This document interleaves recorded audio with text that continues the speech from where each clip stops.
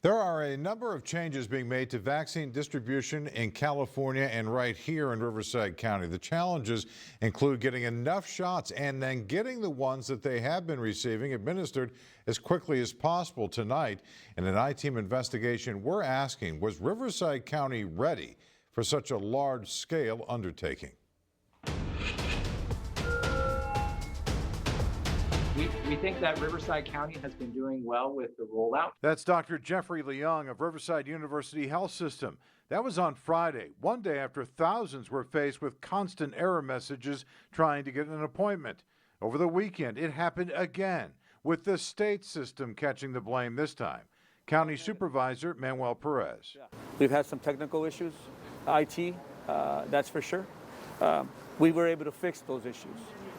In the beginning, that was within our own site, but now after this weekend we heard of more struggles where people were receiving that error page. The state of California now revamping its site and promising a more streamlined sign-up process soon. We also had questions about the plan for the vaccine distribution sites. Initially, people faced very long lines. When were those plans first developed? Dr. Leung says they've been in the works for a long time. There are several different plans for different aspects of the rollout. But this news release announced the activation on January 12th of the county's Type 3 All-Hazard Incident Management Team to help coordinate those sites called pods or point of distribution sites. The release indicates planning didn't begin until January 7th. Joining us on the Zoom was the Unified Incident Commander's Division Chief Todd Hopkins. But yes or no, were you involved in the process of planning a mass vaccination plan in Riverside County before earlier this month?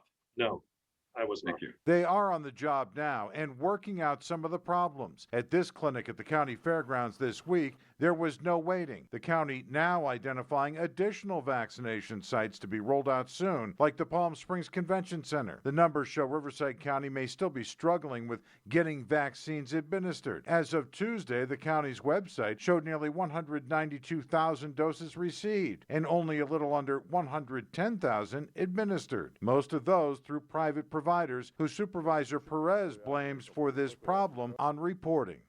And so that's another challenge that we're having. So for folks that are out there that are providing the vaccines, we need you to input that data on a timely manner so that we can prove the fact that we need more vaccines, so that we can make sure that we distribute those vaccines, actually put those vaccines in people's arms as quickly as possible. So that goes to a crucial question.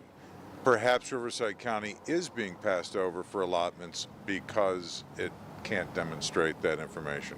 Well, I think you hit the nail on the head. The bottom line at the end of the day, John, is that we need to make sure that we demonstrate that we are using these vaccines as soon as we receive them. Now, the supervisor went on to say that transparency will be a big key in earning and then keeping the trust of the community on this entire process. The county insists that despite those numbers we just showed you, doses are still being used, they say, within 2 to 3 days of being received. We have submitted a public records request asking for more information from the county on exactly when the logistical planning for this vaccination program began. We expect to get more information on that in the coming weeks.